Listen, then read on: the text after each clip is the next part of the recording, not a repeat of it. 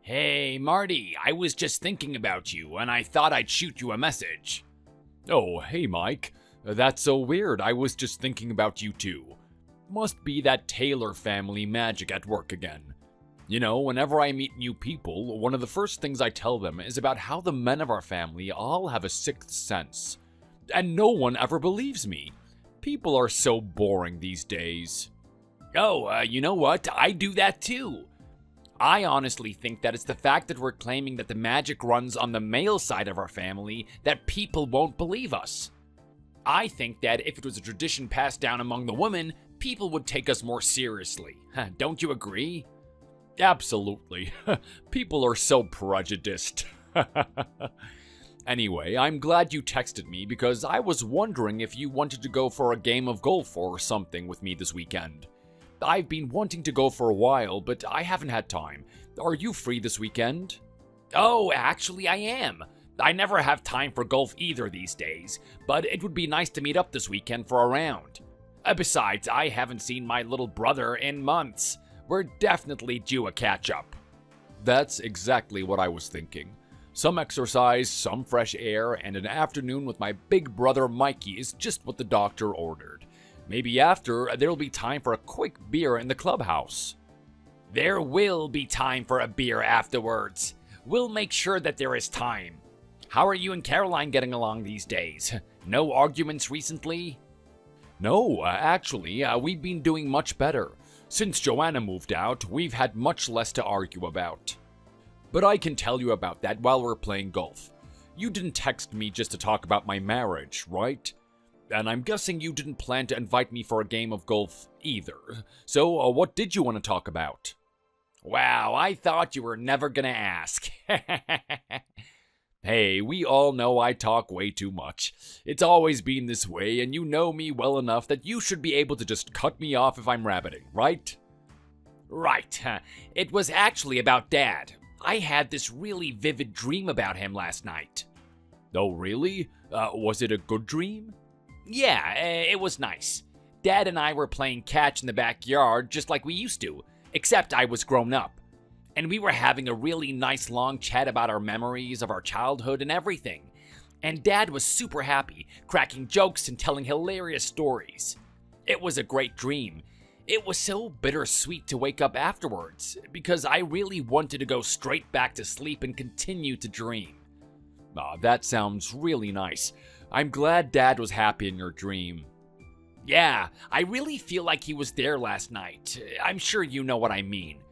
But there was one story he was telling me that I think I had totally forgotten before last night. So now I'm wondering if you remember it. Okay, if you don't remember it, I'm surprised you think I would. You're older than me, so I bet you remember a lot more than I do about our childhood, right? I would have thought so too, but now I'm not so sure. Memories are weird things, aren't they? Anyway, according to the story Dad told me in my dream, you were about 7 or 8 years old, so I must have been about 11, and the three of us were all playing baseball in the yard, and Dad hit the ball over into Mr. and Mrs. Pullman's yard.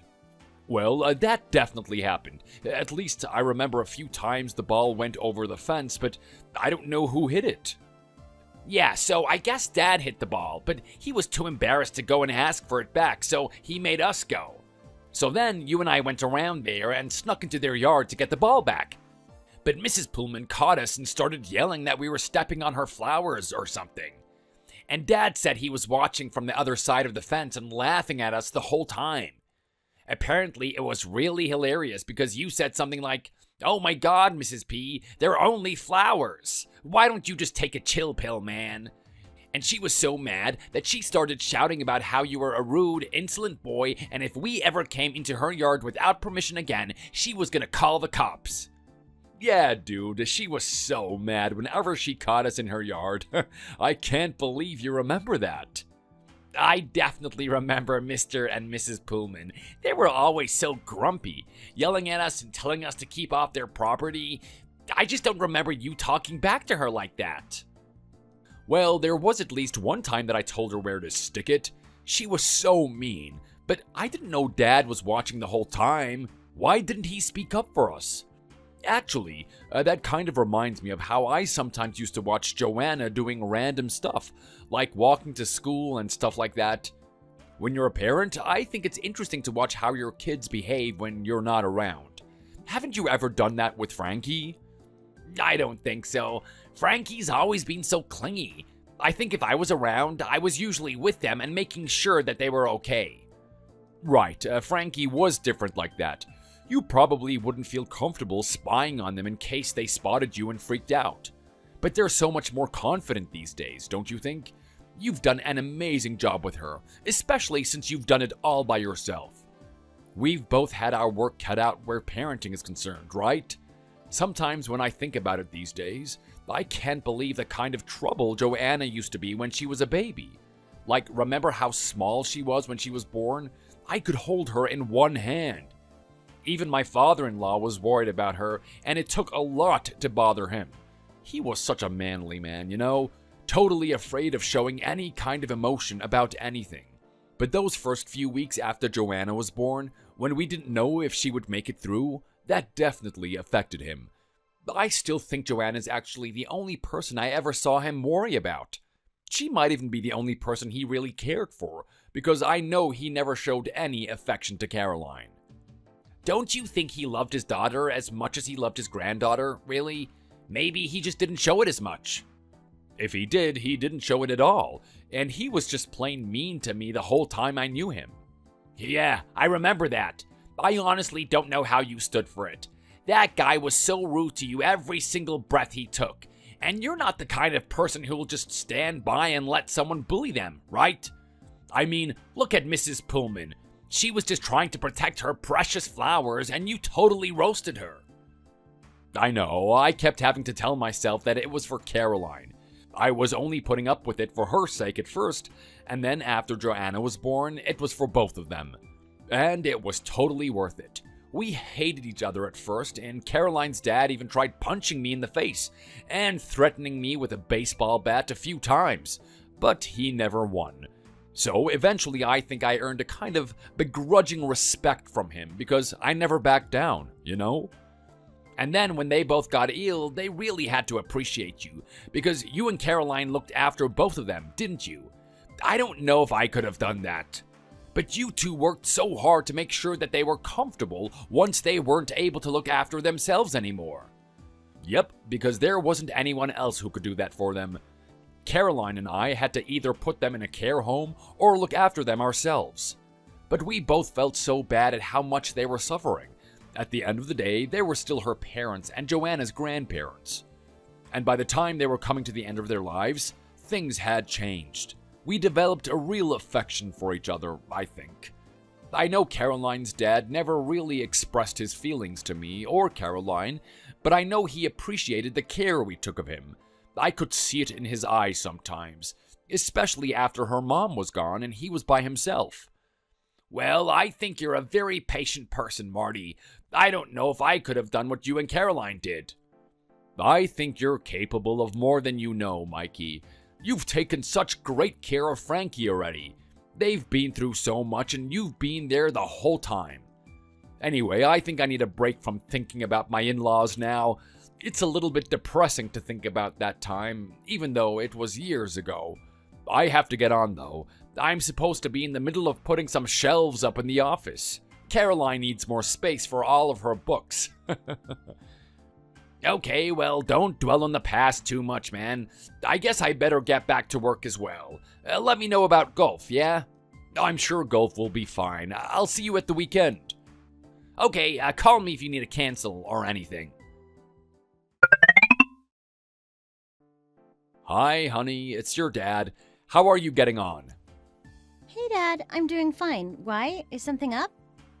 No, not at all. I just thought I'd shoot you a message because I feel like I haven't heard from you in a while.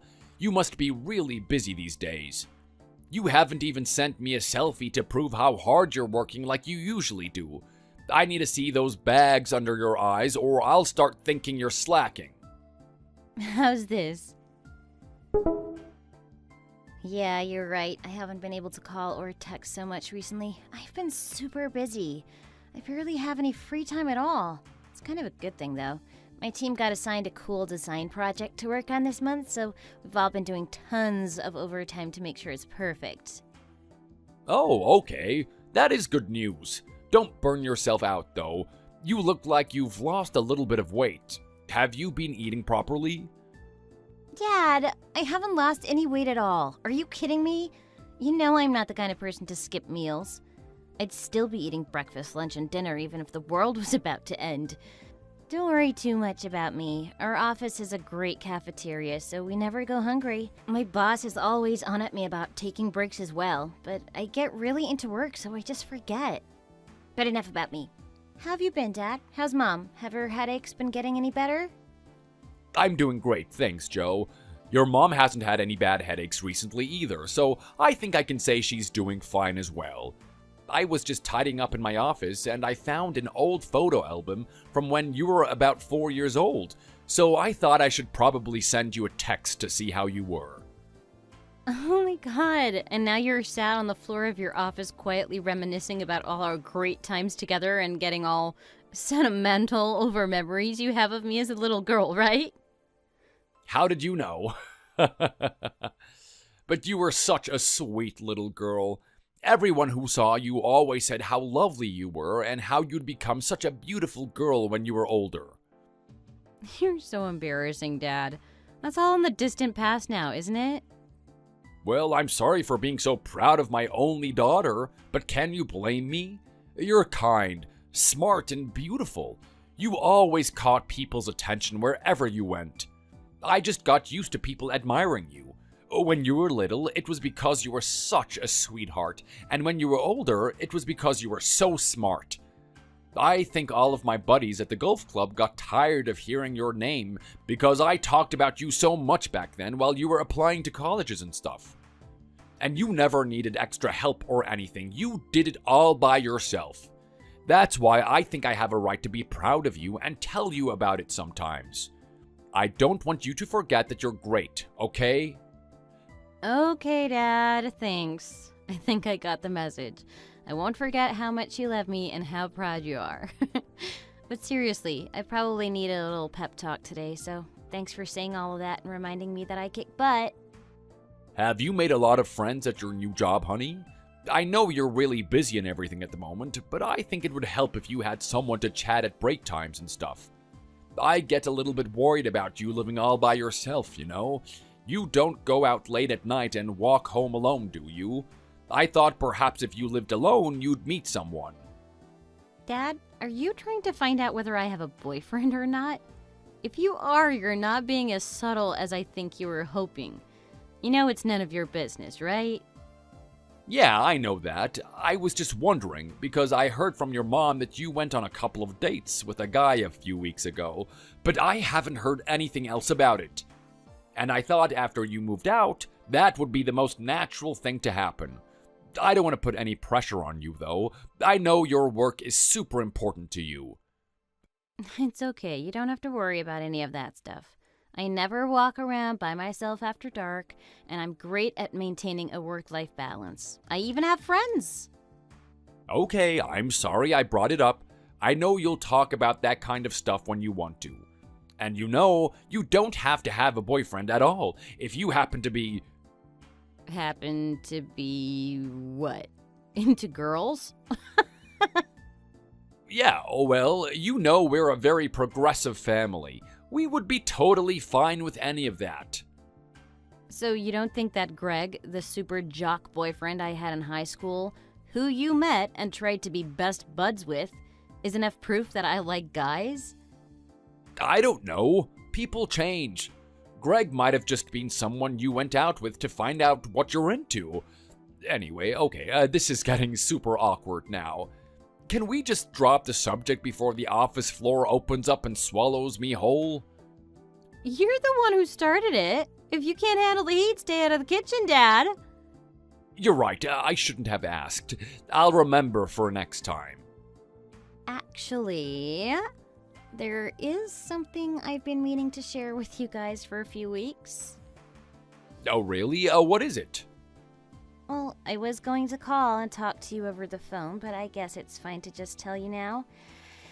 The guy I went on those dates with that I told Mom about, his name is Luke. I know you guys haven't even met yet, but we've been getting on really well. He asked me to marry him. He did what?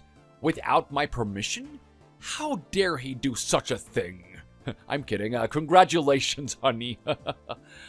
That is really wonderful news. But you guys can't have been going out for very long. Have you answered him yet? What did you say? I kind of provisionally said yes. I want you guys to meet him first before we really decide to get married. I know it's pretty fast.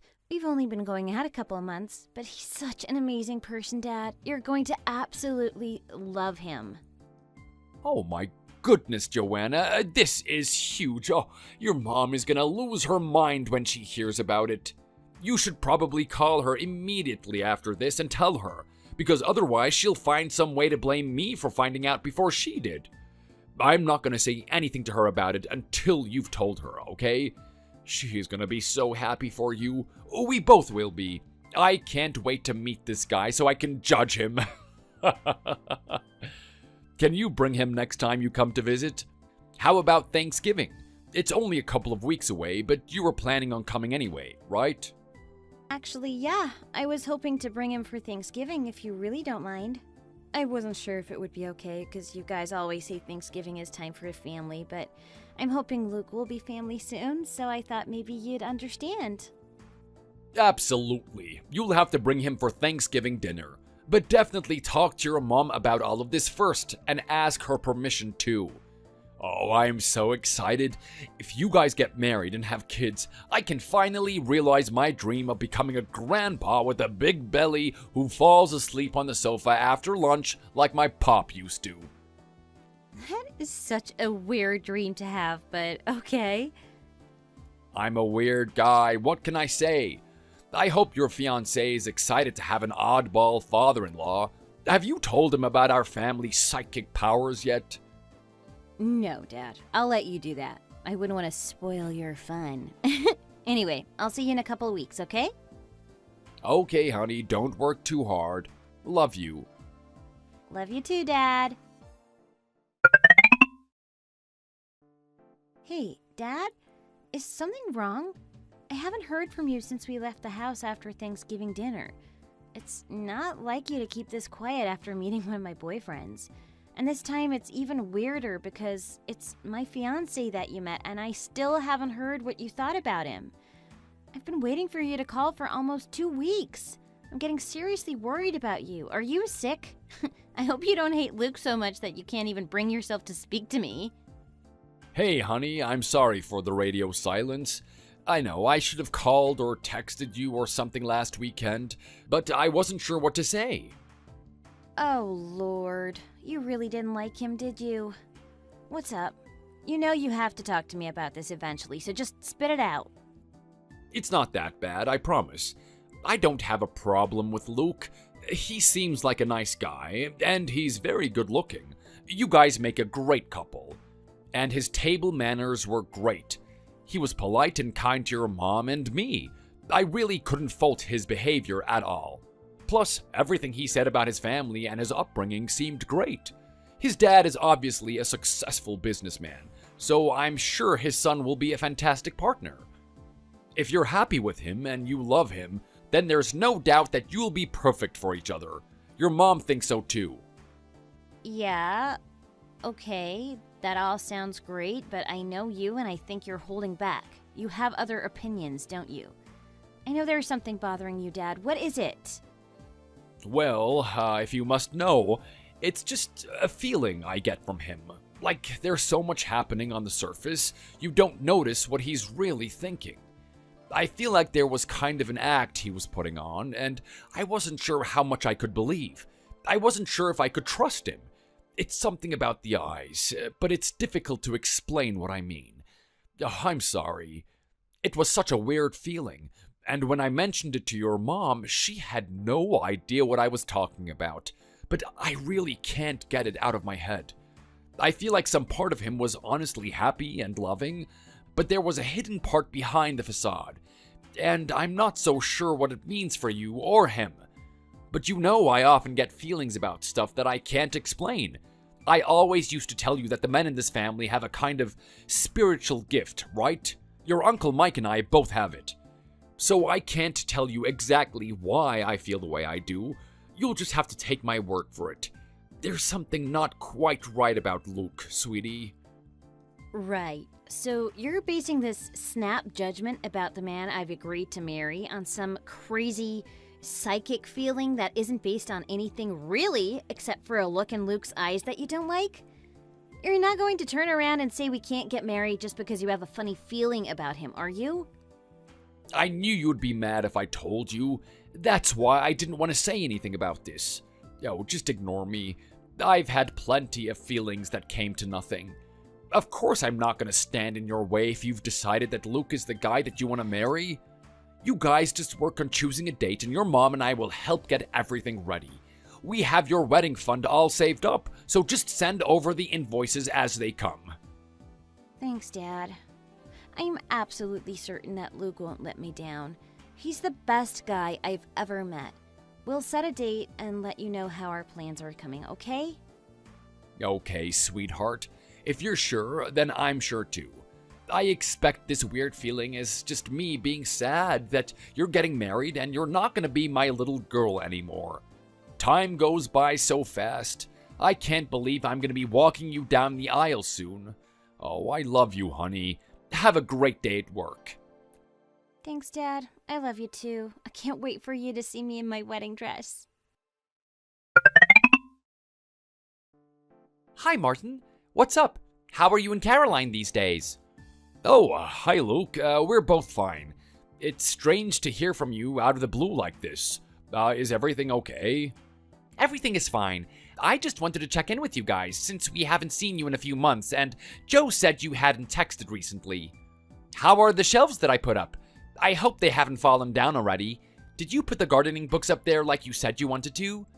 I'm sorry we haven't been around recently. I know I said next time I came I would cut the grass in the backyard as well, but Joe and I have both been so busy with work. The months have really just flown by. Oh, it's totally fine, son. I know I'm getting on a bit, but I'm still perfectly capable of cutting my own lawn. The shelves are great. Thanks again for doing that for us. Caroline says that if she left that stuff to me, it would never get done. I always get distracted and start reading the books I'm supposed to be putting up shelves for. Do you know I first started putting those shelves up about 5 years ago? And I just ended up making a huge mess, so I gave up and did something else. Never mind, Martin. That stuff happens to everyone. I always get distracted in the middle of projects, too. I'm glad to hear that you've been keeping the grass short anyway. I wish we had a big yard like yours, so that we could have a nice lawn. If we ever have kids, they'll need somewhere to run about, right? They sure would. But I guess Jo isn't in much of a hurry to start a family. Her career has always been pretty important to her. She's lucky to have you, Luke. You're so understanding and supportive of her. Thank you for doing that for her. You don't have to thank me, Martin. Your daughter is totally worth it. And if we have a family one day, I'm sure it'll be worth the wait as well. By the way, you've got a big birthday coming up, don't you? I sure do. I'm going to be 60. Well, make sure to invite a few of your girlfriends around for that weekend, because Joe and I want to throw you a party, okay? I've already spoken to Caroline about it, and she's going to do some food. I've ordered you a big cake in the shape of a golf course, and we're going to have a barbecue in the backyard. I'll do all the cooking, so you can just sit back and have a couple of cool beers with your buddies. I've invited your brother and his family too. Is that okay? I just want to make sure you have an amazing day. Wow, that's a really nice idea, Luke. Thank you very much. But are you sure I have enough friends to warrant a birthday party? We might find I'm not as popular as you thought. Besides, once you get to my age, people just try and forget about their birthdays. You'll have plenty of guests, I'm sure of it. And other than inviting them, you won't have to do any of the organizing or planning. We'll handle all of it. You know, since Joe and I have been married, we've hardly had any big parties as a family. I'm pretty sure the last time I saw Joe's Uncle Mike was at our wedding. I really think your birthday is a great opportunity to get the family together and have a good time. And if they all see what a wonderful son-in-law you have, then so be it. Okay then, son. If you're getting everything sorted, I promise I'll tell everyone there what a fantastic son-in-law you are. I guess it's about time we had a family get-together, and it'll be nice to have some of my buddies from the golf club over too. Are you sure Caroline doesn't mind? You've definitely discussed this with her first, haven't you? Joe talked to her about it, and she said it was a great idea. Joe and I will go over there early to help set everything up, so it won't be too much work for her. Don't worry. Okay, great. I am excited.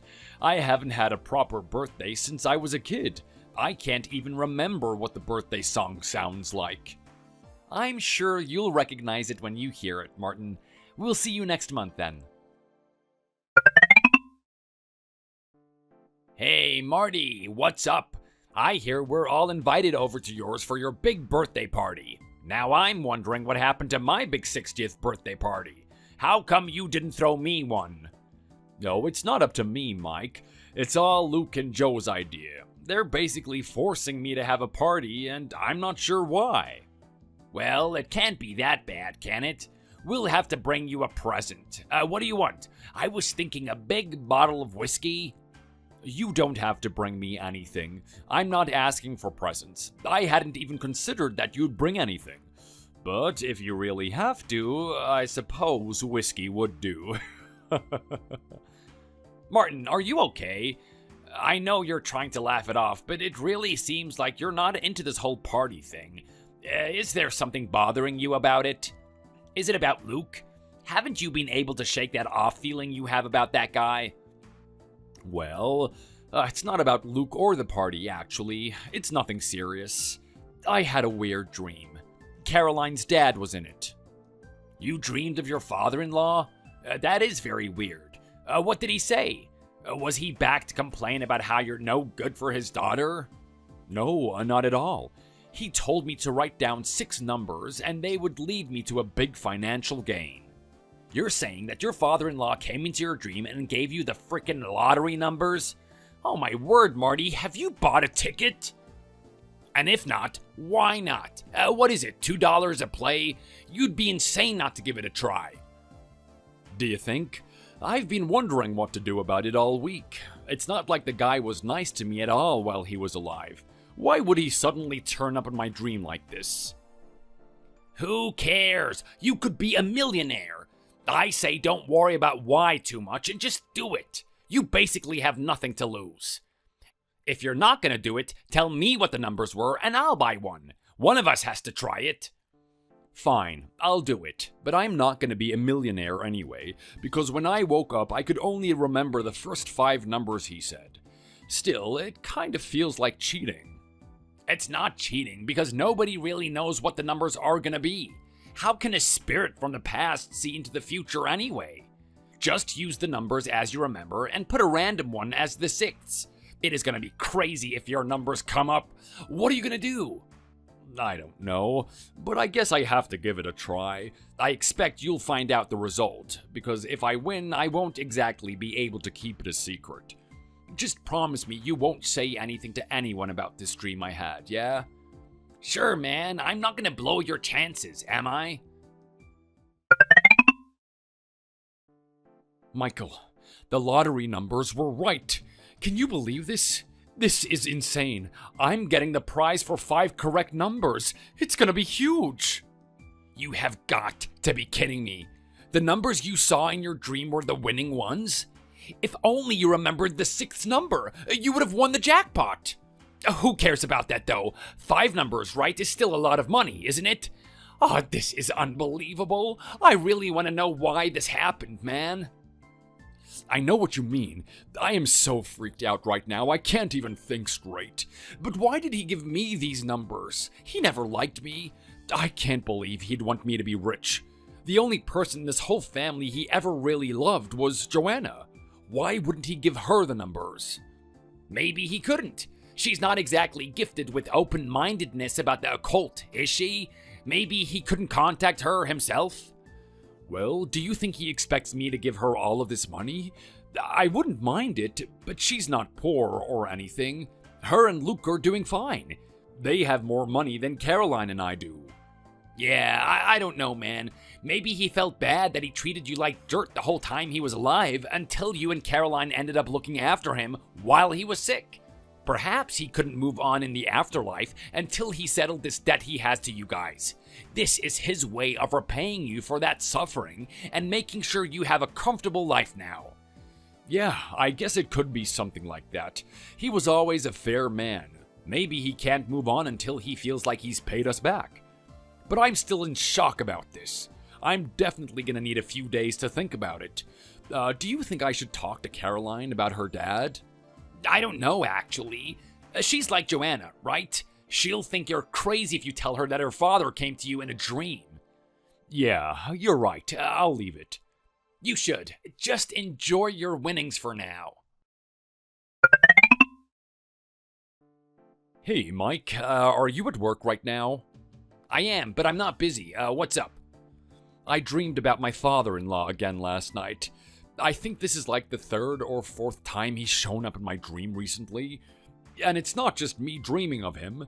I can't explain it, but he's definitely in control of my dream consciousness while he's there.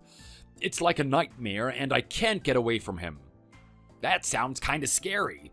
What happened in the dream then? Did he give you the lottery numbers again? No, each time he's come this week, he's been super threatening. He keeps trying to give me these horrible, ominous warnings about Joanna and Luke. It is especially bad about Luke, but it's not clear what's wrong with him. I just keep waking up with this terrible feeling that Luke is gonna hurt Joanna. But Luke is like a big teddy bear guy who just seems to love Joe so much. He's even throwing you a birthday party. I know we both had our misgivings about him. I admit there has been something weird. I feel like he's shielding a part of himself from view. But it's been years now and nothing terrible has happened. He's been a perfect son-in-law, hasn't he? It is very hard to imagine him doing anything to hurt or deceive Joanna. I know, it totally goes against everything I think I know about Luke. But what do I actually know about Luke? I see him a few times a year at most. For all I know, he could be doing anything behind Joe's back. But you can't accuse him of anything just based on a funny feeling you got from your father-in-law in a dream. I know, but it was a very strong feeling and a very clear message that something must be done about Luke or he was gonna hurt Joanna.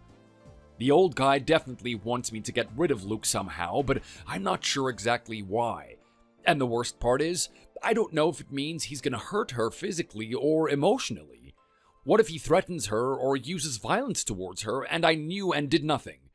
I'd never be able to live with myself if I let someone harm my daughter. You understand that, right? Of course. Do you think you could talk to Joe about it without her being suspicious of your motives? I doubt it. She's so smart. She always sees straight through me whenever I try anything like that. If I wanted to know if she was being mistreated, I'd have to just come out and ask her. Have you tried asking your father-in-law for more information in the dream? No, like I said, I have absolutely no control over myself while he's there in my dream. And it feels like it's over in a split second, and I wake up all sweaty and terrified of Luke.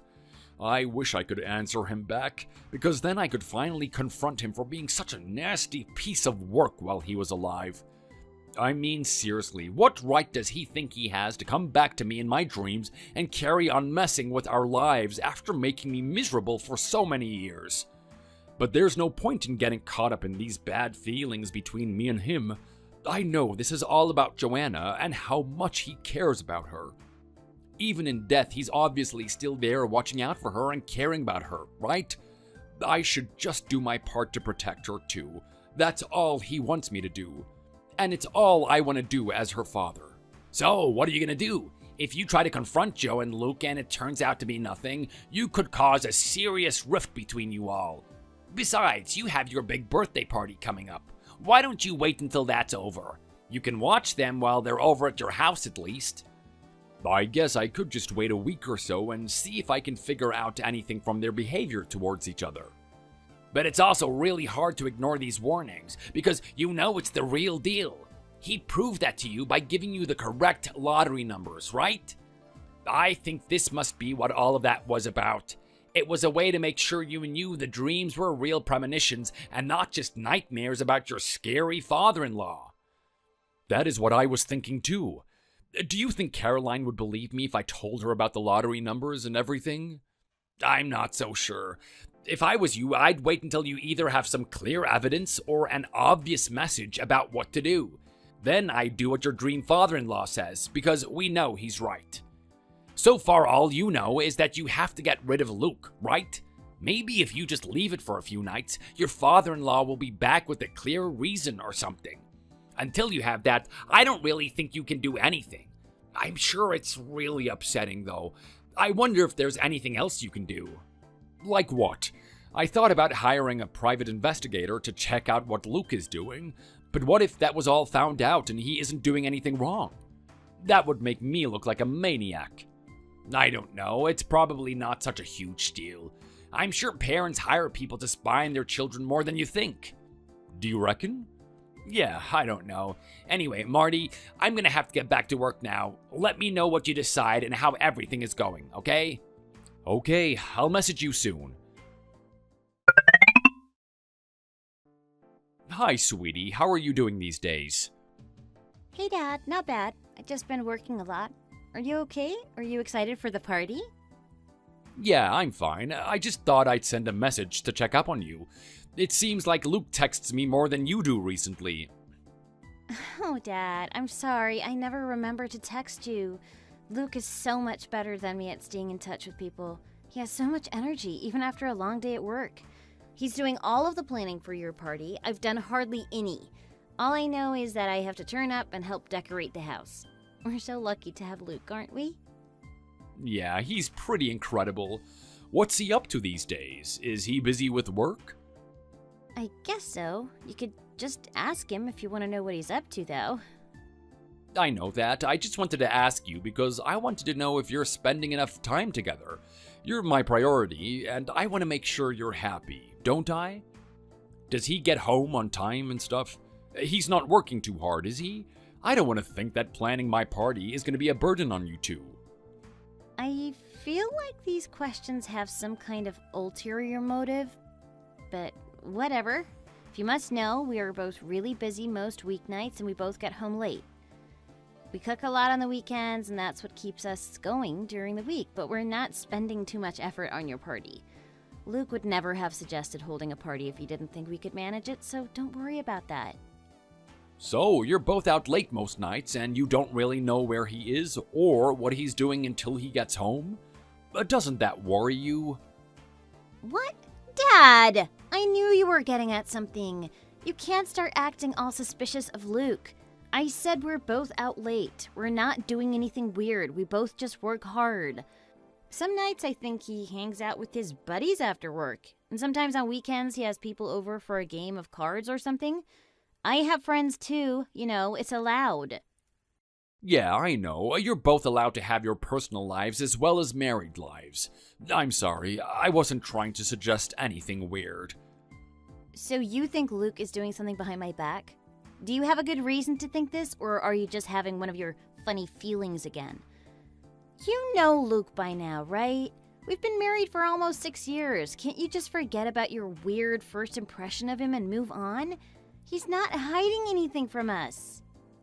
Yeah, I'm sorry. I wasn't trying to pry into your private life or anything. I'll drop it. You can just ignore me, okay? Sure. I've got to get back to work now, so I'll text you later, okay? Okay, honey. Have a good day. Hey, Caroline, honey. Are you busy right now? Kind of. I feel like I'm getting a headache. What's up? It's about Luke. I think we have a problem. Seriously, I know you're probably not going to believe me because you always said I was overreacting and being overprotective of Joanna.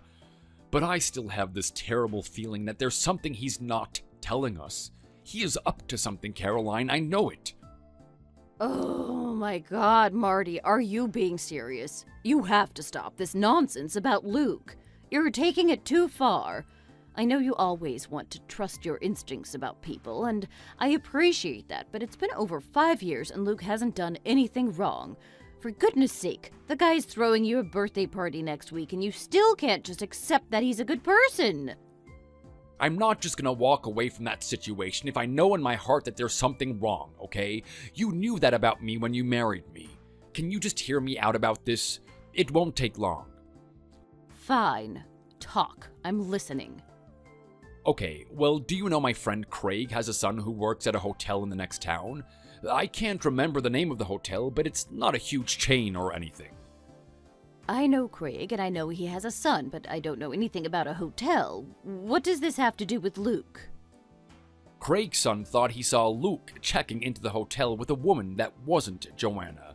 They were holding hands and they both stayed overnight, and he saw them again the next morning.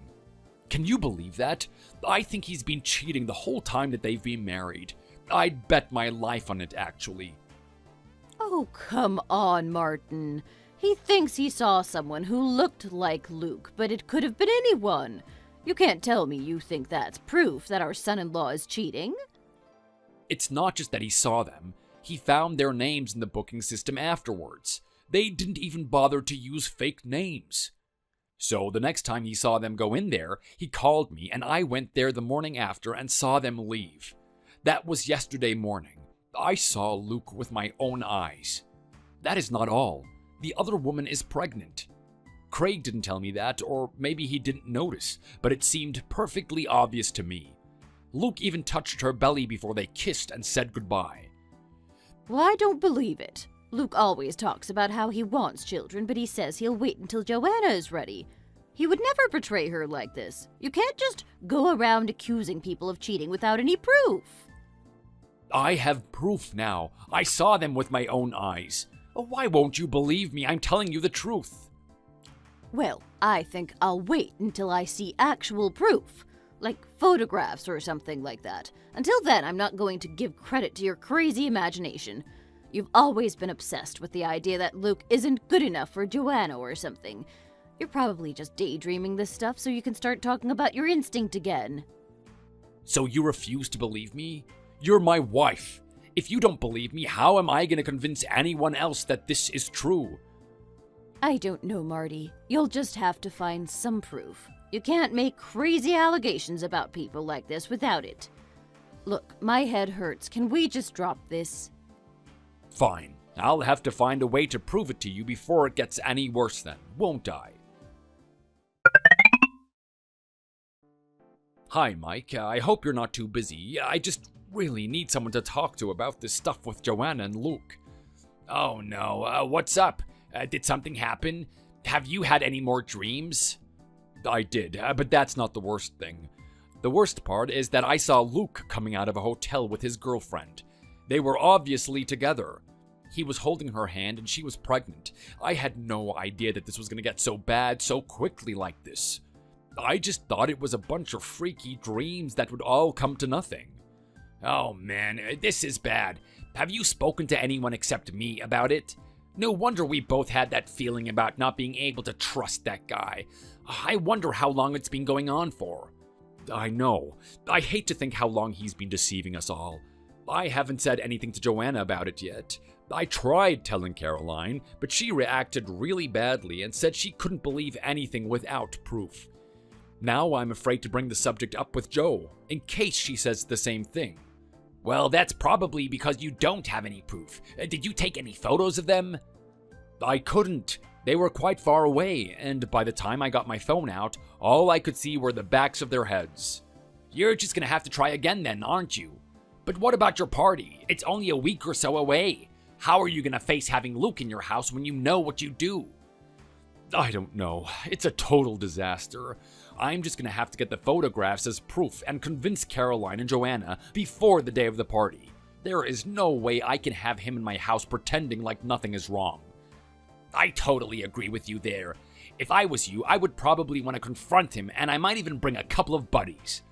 But it sounds like your father-in-law is spot on with his information. If only he could give you some more proof somehow. I know. I'll just have to wait for my friend to let me know if he sees them at the hotel again. Then I'll go and get photographs. The sooner, the better. I don't want to think of my niece married to this cheating loser for any longer. It is awful.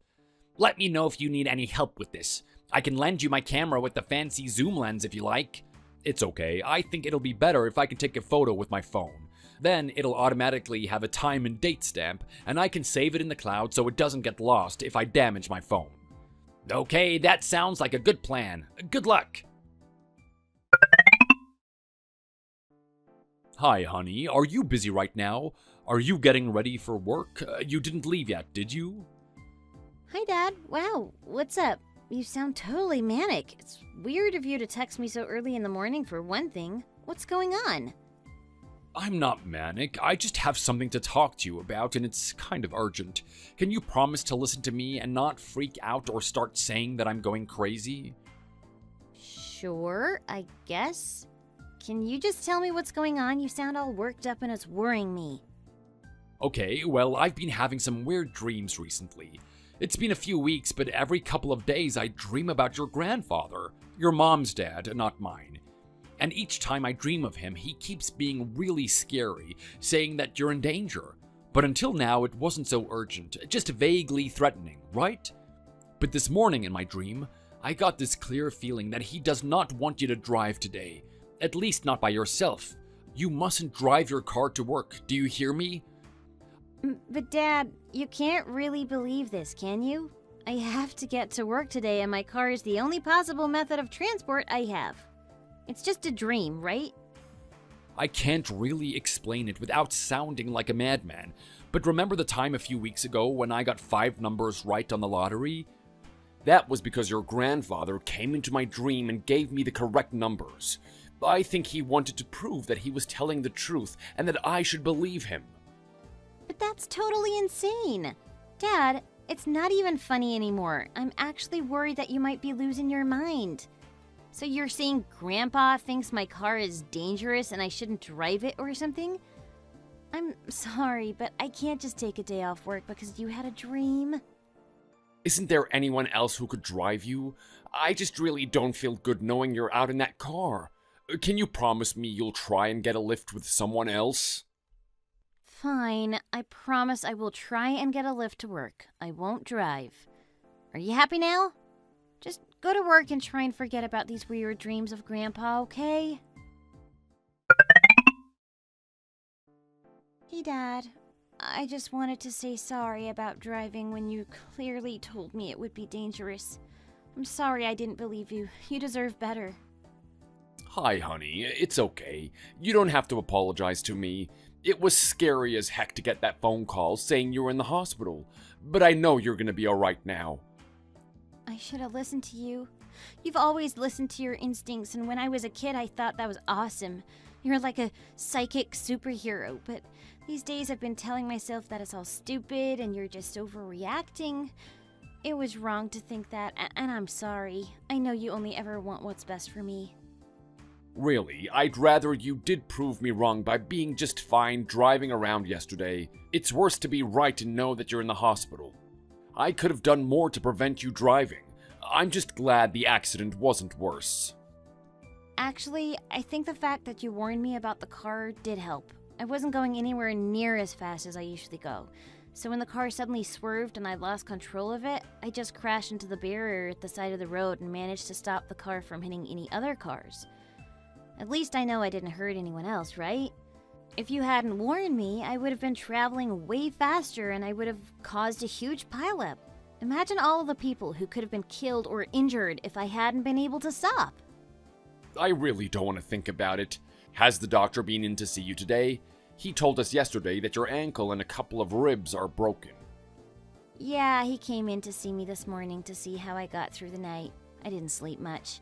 The painkillers kept wearing off and the pain woke me up. And I'm in a really uncomfortable position. But he didn't say anything much about my injuries. I think it's just going to take a few days for me to be able to leave the hospital. Well, your mom and I will come by to see you again as soon as we can. Have you seen Luke? Yeah, he came to see me last night. He was really weird about it, actually. I think he was kind of embarrassed to see me looking like this. He went away really quickly. No, that sucks, honey. Maybe he's just freaked out. Men are weird when they've been scared. I guess so. Do you know what happened to the car? I tried asking around yesterday, but no one could tell me, and you were unconscious. Oh, right. I think the police brought it back to the precinct with them. You could drop by and talk to them about it. I'll call the insurance company later and ask them about making a claim. I think it might have to be investigated because having the steering suddenly fail like that is a bit weird. If you talk to the police, can you see if you can arrange to have it investigated? Yeah, that's part of my plan, actually. Your cousin Frankie is a mechanic, right? I want to ask him to take a look at it and make sure there wasn't anything done to it on purpose. Yes, please ask Frankie to have a look. I forgot they were working as a mechanic these days. Do you think somebody did this on purpose? To hurt me? I know, sweetie, but I think it's worth getting checked out. Don't you? Yeah, okay. I agree. Thanks for sorting this stuff out, Dad. That's okay, Joe. That's what dads are for. And for having weird premonitions, apparently. I know you're not in too much pain for now. I'll see you later with your mom, okay? Sure, thanks, Dad. Love you. Hey, Uncle Marty, do you have a minute? I just got round to looking at Joe's car. Hey, Frankie, thanks for doing that. I hope it's not looking too bad. Joanna said that she thought it wasn't that messed up. Well, I think I might have to get my boss to take a look at it as well, but it's actually not the crash damage that I'm worried about. Joe managed to avoid damaging the car much, which is amazing. She was very lucky. But the problem is, it looks like someone messed around with the steering on purpose. Someone messed around with it? What do you mean? Are you sure? Yeah, the nut and bolt that connects the steering rod and ball joint are missing. That wouldn't just come loose by accident. You'd need a good wrench to take it off. It must have been done by someone with a good knowledge of how cars work and how you can sabotage them without it showing up in the warning lights or anything. Hold on, I'm not exactly sure what you mean. The whole nut and bolt was missing? How did Joe even drive the car at all if the steering rod wasn't connected to the axle? That's what you mean, right? Yeah, but I think the nut was removed, and the bolt was probably left in, and it just gradually worked its way free, which caused the accident. Oh my goodness, I knew there was something going on here. Joe said that she got the car serviced just last week. Do you think one of the mechanics could have left the nut off on purpose? No, and not unless she didn't drive it all week. It must have been done more recently than that. This is really suspicious, Uncle Marty. I think we should contact the police about it. Of course we should talk to the police about it straight away. Can you ask your boss to take a look at it and provide a second opinion? Then you guys can call the police. Then you'll just have to leave the car alone because it'll probably become evidence. I'm not gonna let this go. If someone tried to harm my daughter on purpose, they're gonna pay. Okay, I got it. I'll talk to my boss and then we'll let the police know what we found. No, thanks, Frankie. You're a star. Hey, honey, what are you up to? Nothing, Dad. I'm still in the hospital with nothing to do. You know that. What's up? Do you have news about the car? Well, I just got off the phone with the police officer in charge of investigating what happened to your car. They're heading over to the hospital now. I'm gonna meet them there.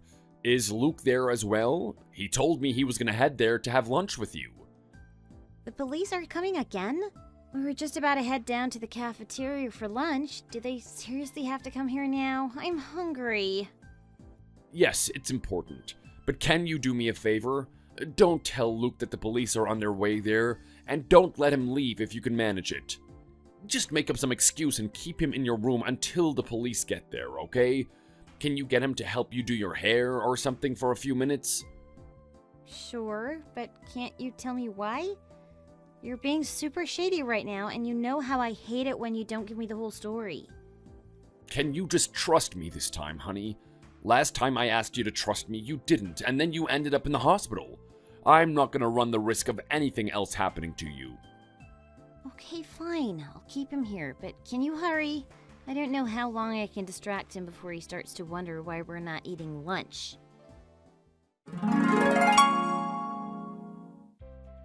I really owe a lot of what happened after Joanna's accident to Frankie and Mike.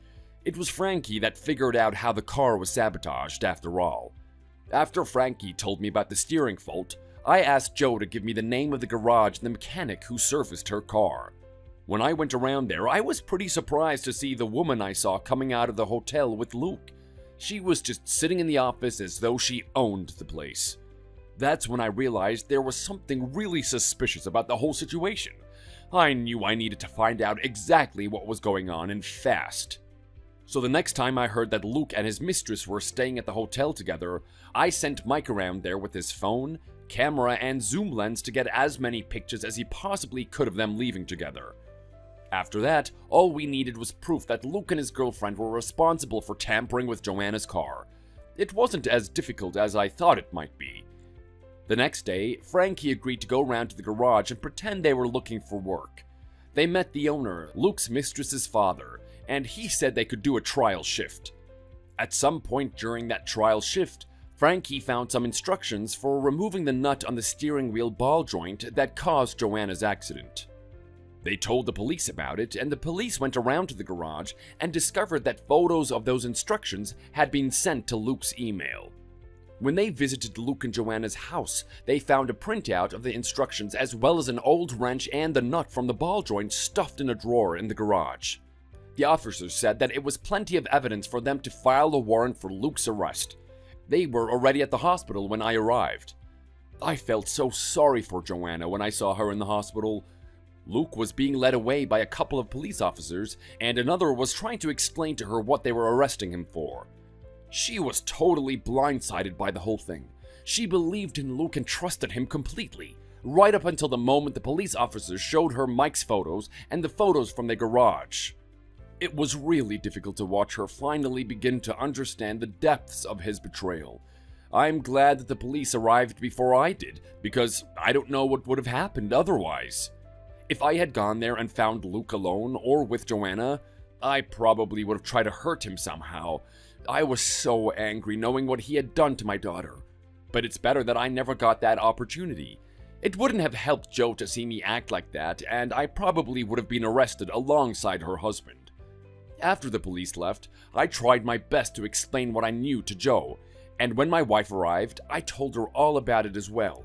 It took them both some time to accept that Luke had been lying to them. But I still had copies of the photos on my phone, so they had to believe the evidence of their eyes. My guess is that Luke was always the kind of person who conceals part of their life from others. He did love Joanna, but he also loved his freedom and did whatever he wanted. I don't think he intended to get his girlfriend pregnant, but when he did, they decided that it would be easier for them to just get rid of Joanna and get married themselves. I just can't believe that instead of simply asking for a divorce, they came up with this evil plan to sabotage the car and make Joanna's death look like a tragic accident.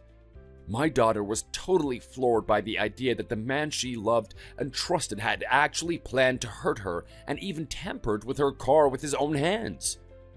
It took her a very long time to come to terms with it, but it was helpful that Luke was convicted of attempted murder and given a long prison sentence.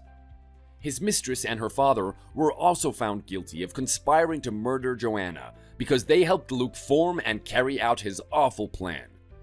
Now it's all over, we're left to rebuild our lives. Joanna was able to get a divorce from Luke pretty easily after he was sent to prison. She moved back home temporarily, but now she's back at work and living on her own in a nice apartment near the river. She seems happy, and I'm sure she'll find someone new if she wants to. Since everything happened, I've been back a few times to visit my father-in-law's grave and lay some flowers. I am so thankful he gave me the opportunity to save my daughter from a worse accident. Whatever happens next, I'm glad we still have each other.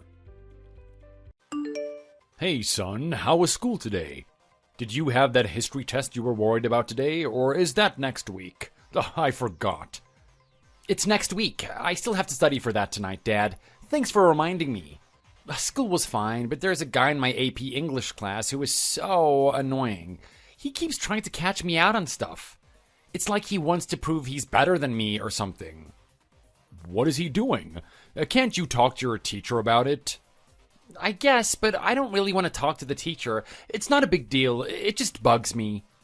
Whenever we have to make groups or pairs to discuss something, he makes sure he's in my group so that he can ask me questions I don't know the answers to. So then, if we have a presentation, he always tries to make me look dumb in front of the whole class. Well, some kids get super competitive in high school. I don't think they realize that once you go to university, your high school grades don't really matter anymore. Just ignore him, he'll forget about you and move on to someone else eventually. He probably feels threatened by you, Alex. Everyone knows you're smart, and you'll probably be applying to a bunch of great colleges. This guy just wants to prove he's smarter than you, but there's no reason for him to do that. He's being an idiot. In fact, he's not making himself look smarter than you, he's making himself look dumb. It's probably clear to everyone else what he's doing. Don't worry. I know that, and it's really not necessary. He's just as smart as I am, and we don't need to make a competition out of every English class. You're right, I should just ignore him. He'll give up trying to compete if I don't react, right? Right. That's how I always handled bullies, and it works pretty well. Just keep your head down and no one will bother you. Did you have a good day? Yeah, it was fine. Busy, but fine. I was just texting to tell you that I'm on my way home, actually. I thought so. It's a bit early, isn't it? You're usually at work till at least 7 p.m. these days. I haven't even started cooking dinner yet. I don't know what I'm gonna make. I just got home and went straight upstairs to do my homework. I can't believe the teachers are still giving us homework when they know we have tests coming up. Oh, it's no problem, kiddo. You've been making dinner for all three of us almost every day for the last few weeks, and your mom is hardly ever there to appreciate it. But I'm not going to be as busy next month, so you can relax now for a while.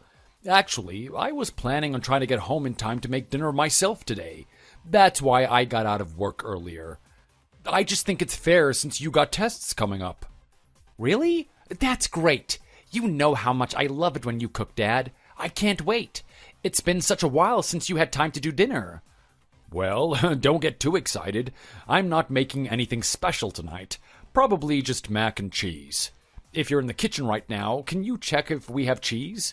If not, I'll go to the store on my way home. Only mac and cheese? Nothing special? You must be joking. Your mac and cheese is fit for a king. Whatever, son. Well, you know I've been doing my best to help out around the house since Mom has been getting home so late.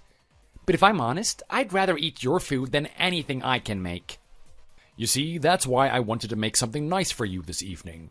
We've all been so busy recently, it's been such a help to have you do dinner so that there's something ready when I get home from work. Thank you so much for doing that this month, Alex. But I really think now that your tests are coming up, you should have the time back to focus on revision. I probably shouldn't have even started relying on you like that. Well, it hasn't been much of a problem. We have plenty of cheese, by the way, I checked. Anyway, my teacher said that my practice tests are fine. I even got 95% on one of my math tests. My friend Kevin was so jealous, I thought he was going to lose his mind. Oh, that is amazing, buddy. I really don't know where you get your brains from. Not me, anyway. Especially since you're taking all AP classes this semester, right?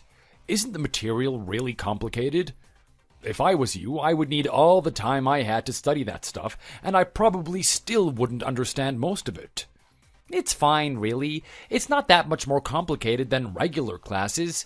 They just go into a lot more detail, so there's more to remember. But I'm doing okay. I guess it's probably down to you helping me to study so much when I was a kid. Now that I'm older, I know how to handle homework. Well, I'm thankful for that because I don't think I could help you to study for your classes these days. Especially AP Math. I'd be hopeless. But just remember that you can tell me anytime you want to take the day off, just to focus on your studies, okay? I don't want you to feel like you have to help around the house as well as doing all of that schoolwork. It is really fine, Dad. If I have the time, I'll help out. You're the one who's really going through a hard time right now, aren't you? Mom never helps out around the house these days.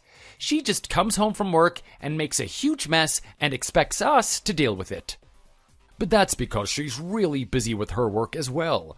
Her career has always been really important to her, you know. Yeah, I know. I think her career is more important than our family. But she doesn't even seem to be putting that much effort into her job recently. I think she leaves work early and goes somewhere else before coming home.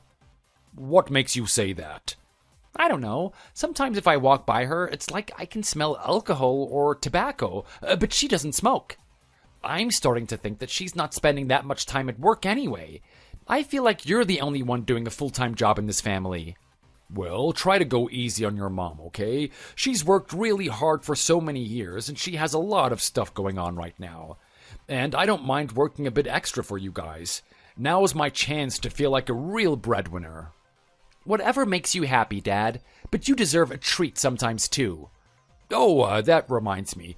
I've been meaning to ask you if you wanted to go and watch a baseball game with me as a special treat for working so hard around the house. I'm getting a bonus at the end of this month, so I should be able to afford some really sweet tickets for us if you like. Well, if we get tickets for after my tests have finished, I think it would be awesome. We haven't been to a game in such a long time. Do you really think that we can? Of course. Let's do it next month after your exams have finished. I'll get the tickets. Maybe we could even get new team jerseys. I'll have to see how much my bonus is. Okay, that would be amazing. I think mine is too small now, so I don't think I can wear it. You're still growing? I haven't had a new jersey in years, Dad.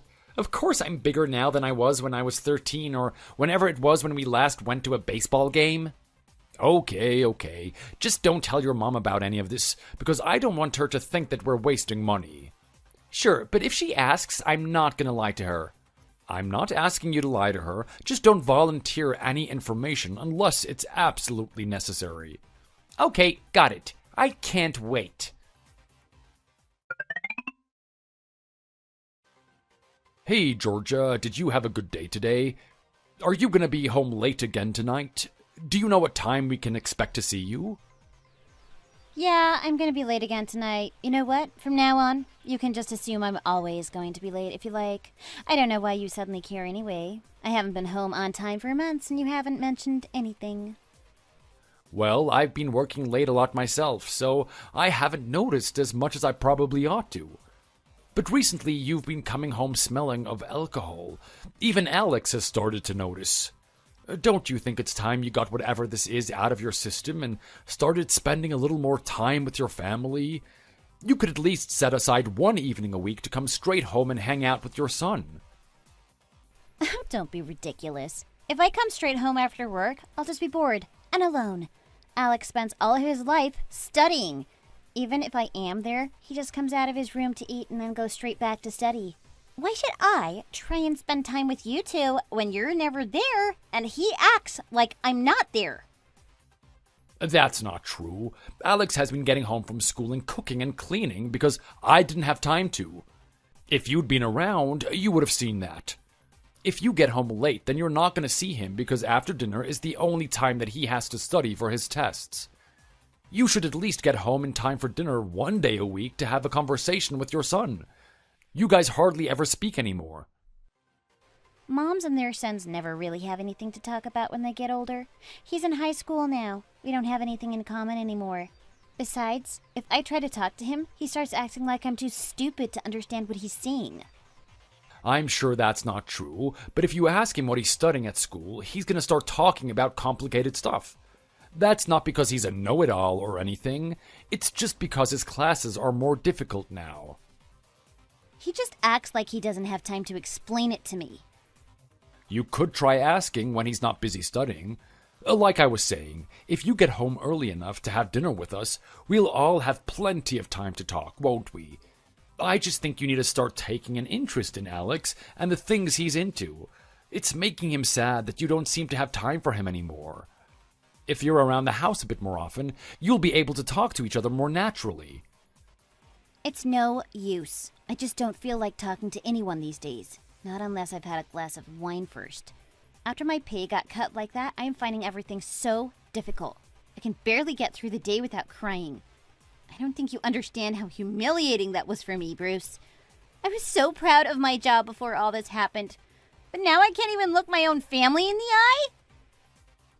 I'm sorry you've had such a stressful year when it comes to work. But I really think you should be thankful that it was just a pay cut and you didn't get laid off. Imagine how much worse it could have been for all of us. I know it must have put a dent in your confidence. When we met, you were this incredible, high-flying businesswoman, and I know your job was a huge part of your identity. But don't you see? This is the perfect time to turn to your family for support. Alex and I will help you out no matter what happens with your work. I just really don't want to see you drowning your sorrows in drink and frivolity. For one thing, the money would be much better spent on something else. And we need to save as much as we possibly can so that we can help Alex out while he's at college. Oh, we don't need to worry about saving money. We're still both working full-time, and you've been doing so much overtime, I think I can rely on you to save, can't I? We both know you're making more than me now that I've had my pay cut. How do you think I feel about that? I don't know, but I think it's something you need to be fixating on, Georgia. You can't use that as an excuse to give up contributing to this family. If you could just stop drinking so much, I think you'd find you have more time and money to enjoy with your family. And I know we're still both paying the same amount as we always were to keep up with the bills and mortgage, but costs are going up. In the future, we might have to rethink how much we each pay. There are some extras I have to buy recently, and it all mounts up. So you're saying you contribute more to our expenses than I do? That's fine. You earn more than I do. Fine. Well, you're spending your earnings on the things you need, like drink and nights out, and I'll handle everything else, shall I? There's no need to be passive-aggressive with me, Bruce. It's not like we're in the red or anything, right? We're perfectly safe living off your salary, and I'm saying I can't afford to give you any more than I do. We've been getting by just fine, even though I've been spending whatever I want on my social life for a few months. I'm not sure what you think the problem is here. I just don't think it's fair. I don't know why you won't admit it, that it's not fair, instead of getting all defensive and being selfish about it. Because until I got my pay cut this year, I was earning more than you and contributing plenty to the household expenses. I worked my butt off for this family. Now that you're so successful and wonderful, you can pick up the slack and I'll take a well-earned break, thanks very much. I am so thankful that you worked so hard for Alex and me for so many years, Georgia. I know when we got married, your career was in a much better place than mine was, so we decided that I would take care of most of the household chores. And at that time, that was fair. But when Alex was born, we didn't really discuss our plan for parental leave or anything, so you just went back to work as soon as you could. That meant I was left taking care of Alex, and I couldn't go back to work until he was old enough to go to a childminder. And even when I went back to work, I still did most of the childcare and housework. It's like you just forgot there was an extra person to look after. I really wanted to be supportive of that, because I know that a lot of women have their careers cut short by their family commitments. I don't think that's right. If you want to, you should be able to have your career and a family. But now things are getting kind of ridiculous. You don't earn as much and you don't work as long hours, but you still seem to think I should do all the parenting and chores. I'm getting tired of it, and I don't think it's got anything to do with your career anymore. I think it's just that you don't want to be involved in this family. But back when I was the one with the amazing career prospects, you were all jealous and you said you hoped one day you'd have that too. So now you have that, and you should be happy. And Alex doesn't need looking after so much these days, so we don't really have to worry about being around for him, do we? He's almost grown, Bruce. I just think I've worked so hard for this family, I deserve a break now that the pressure's off a bit. You can't just take a break from your family, though. That's not how it works. I feel like you're not listening, or you're not understanding what I'm saying. Well, if you're not happy with this conversation, why don't we just drop it? You're the one that started this discussion, but perhaps I can be the one to end it. No, I am not finished yet. Then why don't we just leave it for now, and when I get home later, we can just pick up where we left off. You don't have a problem with that, do you? Yes, I do. Alex will be around then, and I don't want to have this conversation while he's in the room, trying to concentrate on his math homework or something. That is why I'm texting you about it now. What makes you think he'll be able to hear us? He's usually listening to music while he's studying anyway. I think you're just trying to avoid having this discussion face-to-face because you don't have the guts to look me in the eye while you talk about me. That's not it. I'm trying to help you, Georgia.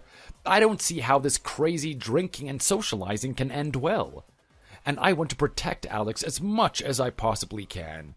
He's already asking questions about why you're not around so much. I think if he hears us arguing, he'll probably freak out and start trying to take sides. Or he'll probably want to know what it all means and start jumping to weird conclusions or something. He has tests coming up soon, so I want to keep the house quiet and calm so that he can stay focused on that. Oh, don't you think that's best for him?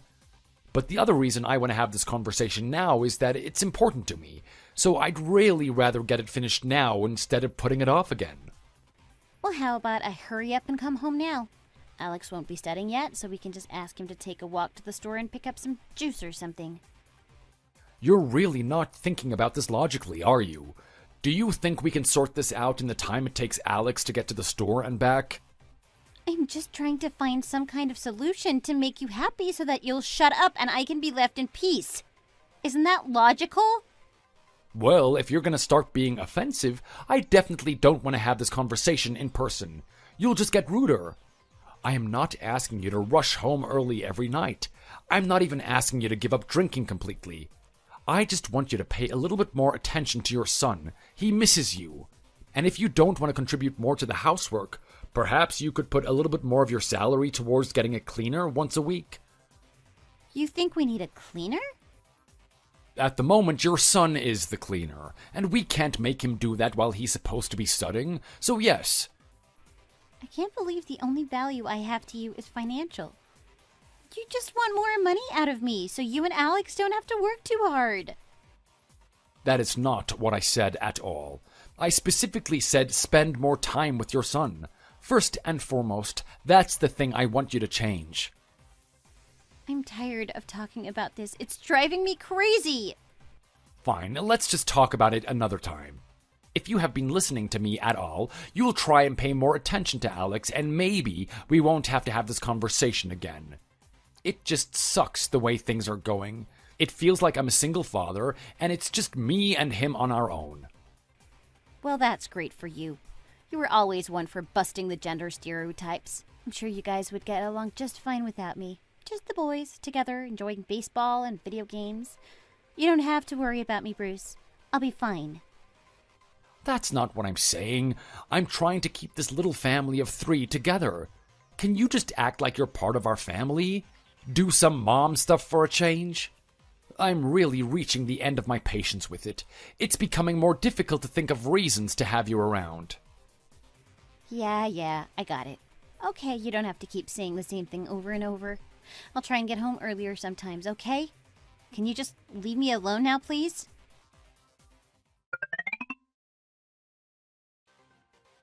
Hi, Dad. You're not at home right now, are you? No, I'm back at work. I just started my lunch break. Are you okay?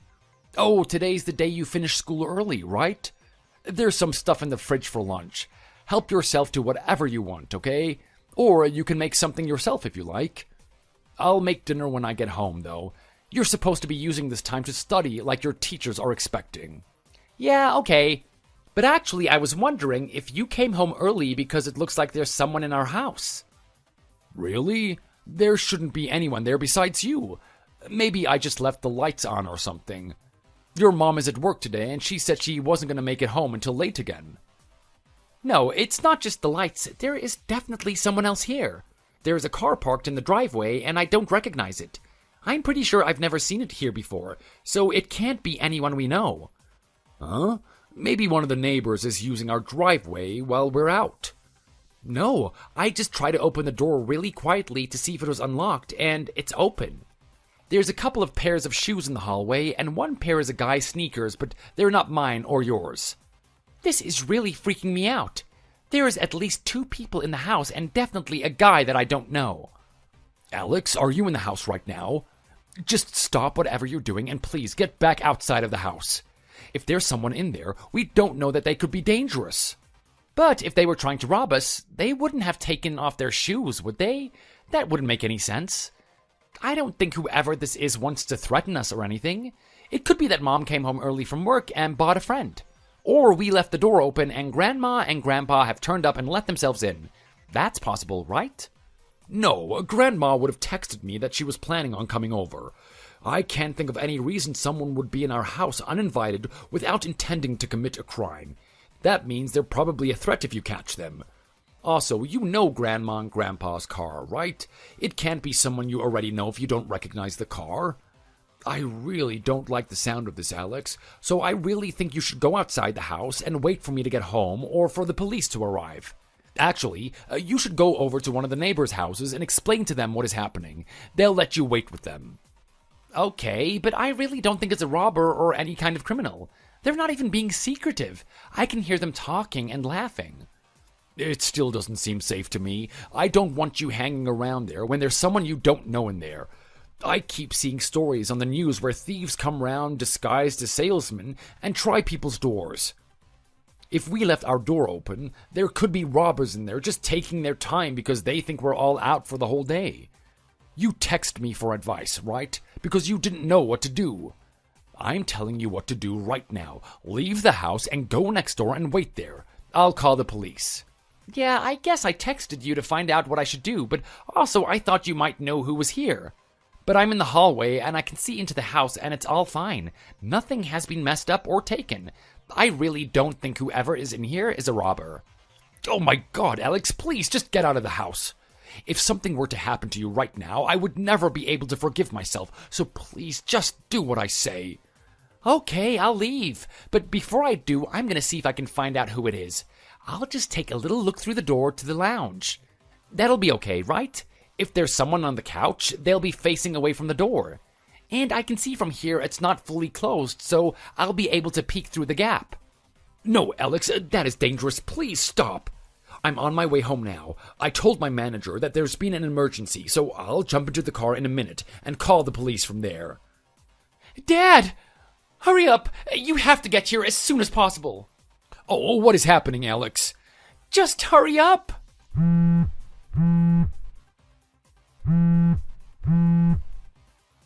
Alex, what is going on? Please answer the phone. Are you okay? Come on, Alex, text back. I'm sorry, Dad. It's okay. I'm fine. I found out who was in our house. I got rid of them. What? How? They kind of were trying to steal from us, but not how you thought. Hey, Bruce. I'm really sorry about what happened yesterday. I just wanted to apologize again and make sure you know how much I already regret what I've done. That guy means nothing to me, really. We barely know each other. It's not a relationship or anything. Do you think you could forgive me? I don't even care what people mean to each other. I've got no reason to forgive you for anything that you've done recently. You had an affair. You brought another man into our house in the middle of the day, and the worst part is that Alex saw the whole thing. You've never been a great mother, but now you've reached rock bottom. I don't think you could get any worse. I'm sorry. But don't you think what Alex did to us yesterday was way too much? He totally overreacted. He sprayed Gareth in the eyes with his deodorant, and when I tried talking to him, he sprayed it at me too. I can still feel it stinging. I might have to go to the hospital to get my eyes bathed properly or something. Gareth couldn't see anything for about 15 minutes, Bruce. What if he went blind or something? I have to admit, that was a bit of a shock to me too. I didn't know Alex could take care of himself like that. That was a great piece of quick thinking. He figured out how to disable that guy without causing permanent damage or anything. It's not funny, Bruce. How do you know Alex was considering how much damage he caused? He seemed way too mad to be capable of making smart decisions. Let's not talk about which of us was making smart decisions yesterday, Georgia, because it sure wasn't you. And I think you should be thankful it wasn't me who came home early and found you two like that. I don't know what I would have done. I'd like to think I could restrain myself and not resort to violence with you, but I probably wouldn't have been able to stop myself from going after this Gareth guy. And do you want to know the part that is really driving me crazy?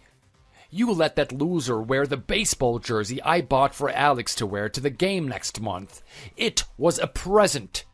You must have found it in our closet, right? Did you think it was just a free jersey I had for no reason?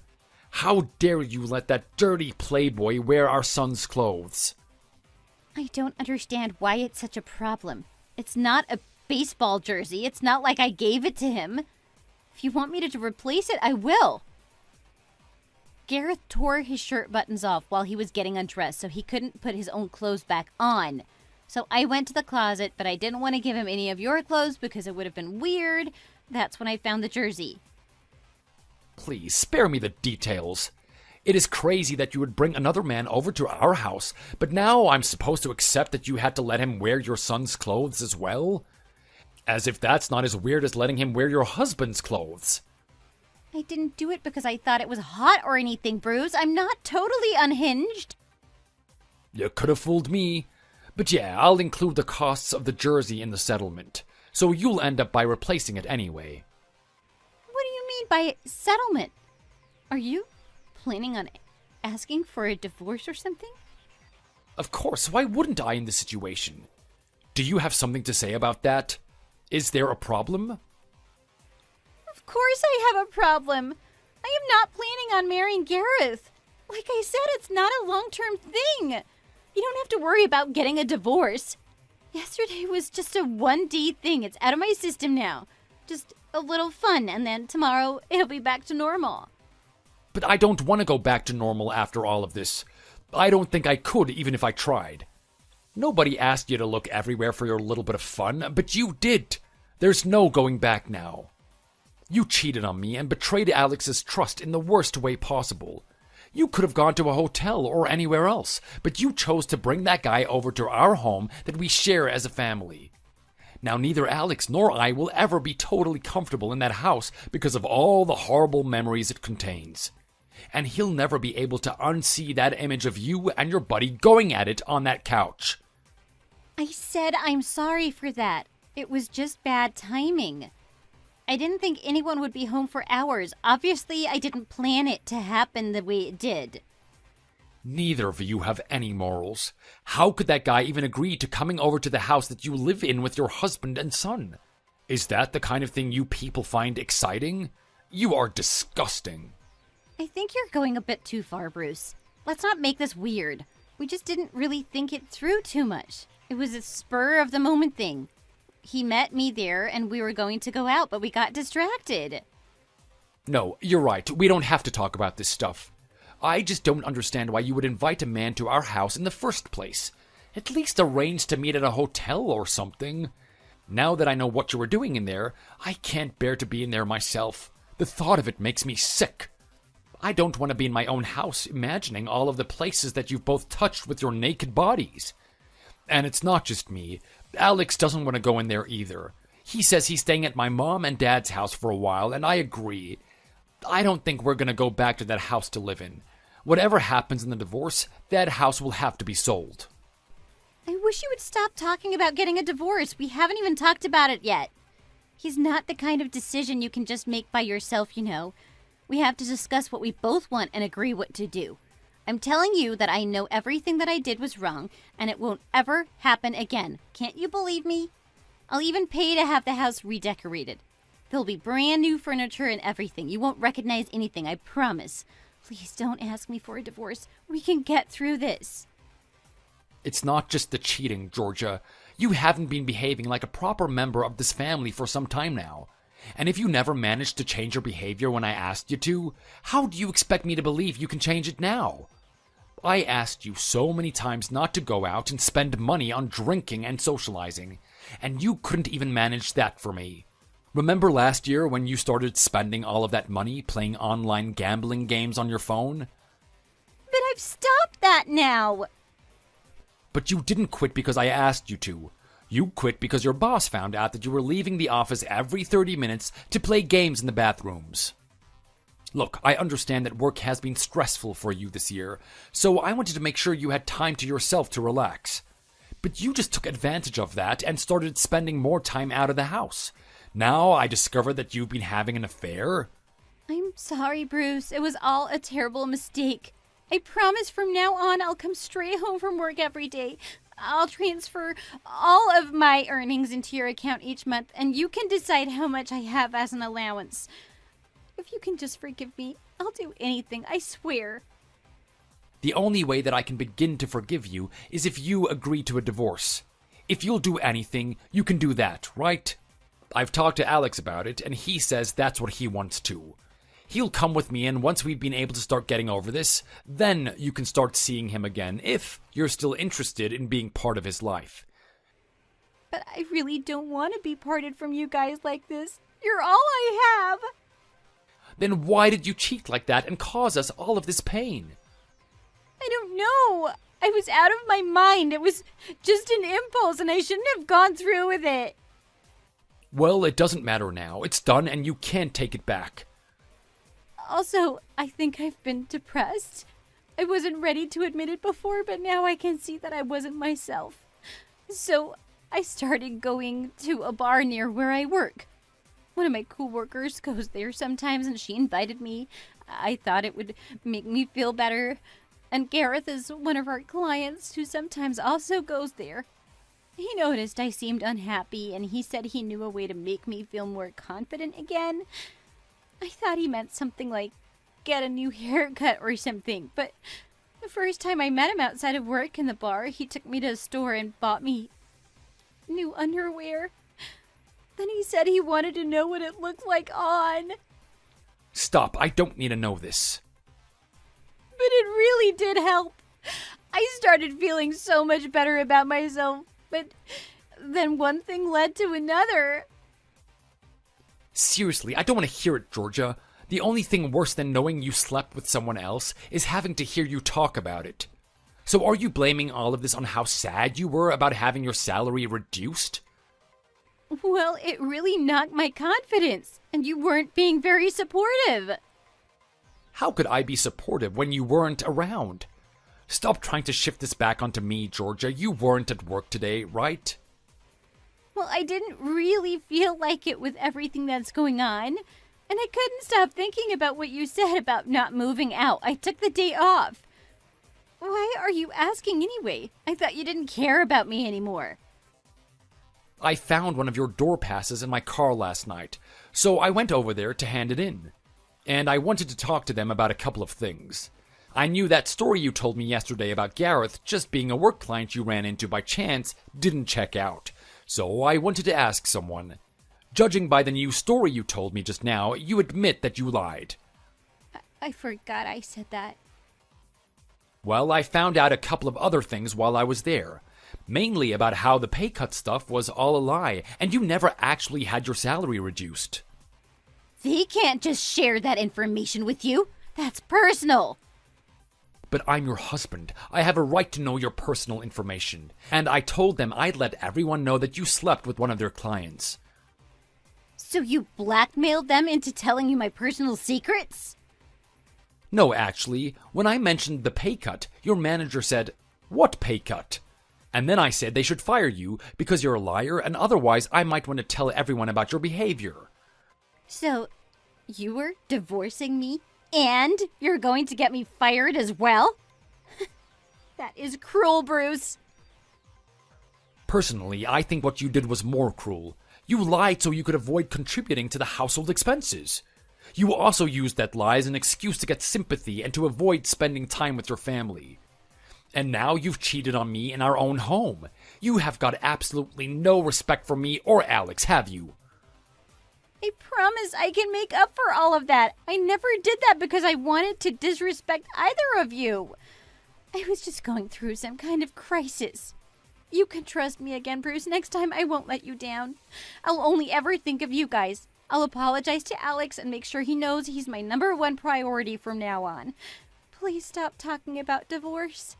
It's reasonable for you guys to need some time away from me in the house, but you should call me again in a few weeks and we can talk about what to do. Let's not decide the future of our marriage in the heat of the moment like this. No, Georgia, it is too late now.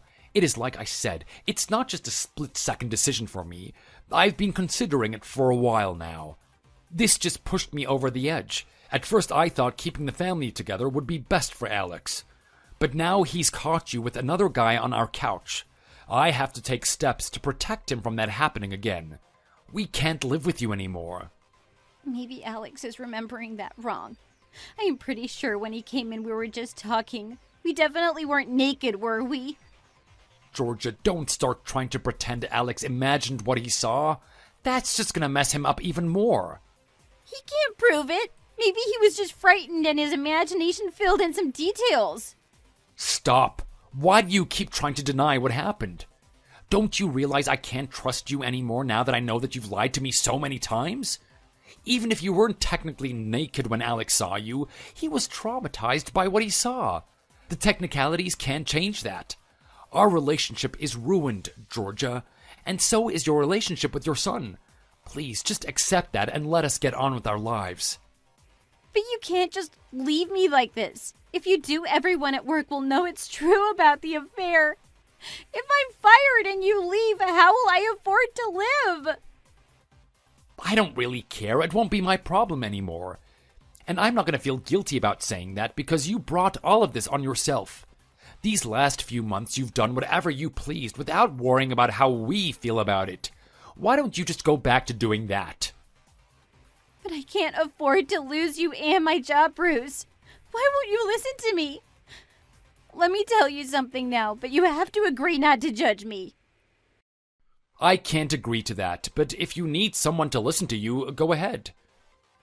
The thing is, I never actually quit playing those gambling games. The only reason I can still afford to get by is because I didn't need to help so much with our bills. So if you leave, I won't be able to afford this house as well as bills and food. You better hope you don't lose your job then. As long as you give up those games and keep your job, you should be able to get by just fine. Just make sure you don't spend any money on drinking or buying presents for your toy boys. But if money becomes tight for you, we can agree to sell the house in the divorce, and you can move to a smaller place. That's not all, though. It's worse than that. I don't think moving to a smaller apartment is going to fix this problem. What problem? Well, back when I was working a lot of overtime and earning a lot, I just developed some expensive habits and also took out a credit card. And it was easy to pay it off because I was earning enough, right? But these days, it's just kind of mounting up and I can't afford to pay it. It's quite a lot of debt now, Bruce. I don't want to know. It's not my problem. It's all in your name, right? It is your responsibility to sort this out. But it would be so much easier if you and Alex lived with me and helped with the bills. I'll quit the gambling games and I'll just focus all my energy on making you both happy. We all know that's not going to happen. You've just proven to me what a liar you are. You should get help, Georgia. I tried so many times to help you quit those games. I tried to get you more involved in this family. I did all I could to make sure none of this happened, but I couldn't do it all by myself. You had so many chances, but you blew them all. Goodbye, Georgia. Alex and I went to live with my parents for a few weeks after all of this took place. Luckily, their place isn't too far from Alex's school, so he could keep going to his classes and studying for his tests without too much stress. I think the stuff with his mom definitely affected his scores, but he was able to pull it back the next semester and he still applied and he got into a great college. His strength through all of this has been such a source of comfort to me. I knew I could handle the emotional strain of the divorce, but I was worried about how he would take it. Luckily, it turned out just fine. And now that he's at a college and not worrying all the time about helping around the house or whether his mom is going to be home, he is doing really great. Georgia wouldn't agree very easily to the divorce, since she knew it would leave her in such a financial mess, so in the end, we had to get a lawyer to come between us. I got full custody of Alex, but he's pretty much an adult now, so I don't really need to worry about looking after him so much. But at least it means that Alex can choose whether he wants to meet with his mom or not. At the moment, he doesn't, but for the sake of his future self, I'm trying to encourage him to forgive her a little bit at a time. When the news about our divorce became public, everyone at Georgia's work realized the rumors were true, and she was fired for having a relationship with a client. The guy, Gareth, also wasn't welcomed back as a client, so he had to move his business elsewhere.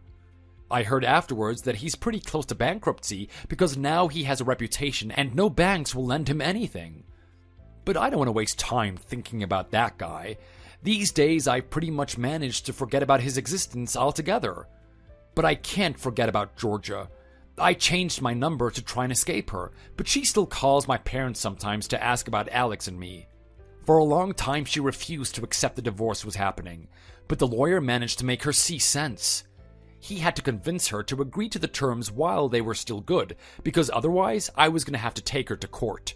So she agreed to sell the house and take half of the proceeds and whatever furniture in the house that was still hers. According to her parents, she now lives in a studio apartment in the next city and works 2 jobs to pay off the credit card debts she got into. She is very lucky that she still has supportive parents after what she did to me and Alex. After the divorce, they paid for her to go to a gambling rehab to shake the addiction. So she's finally free of those gambling games, and now she can work on becoming debt-free too.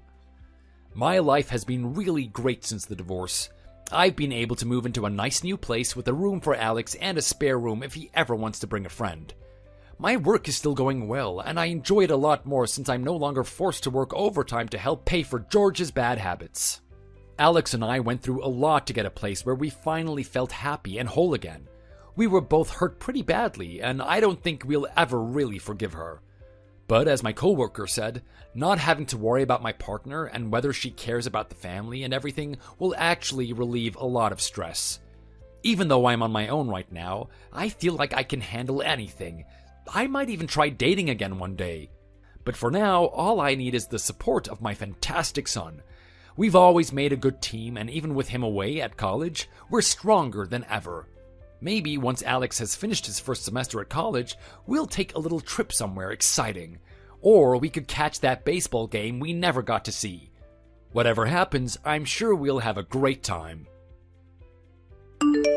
Thank you for watching. If you enjoyed this video, don't forget to give it a like and subscribe for more content.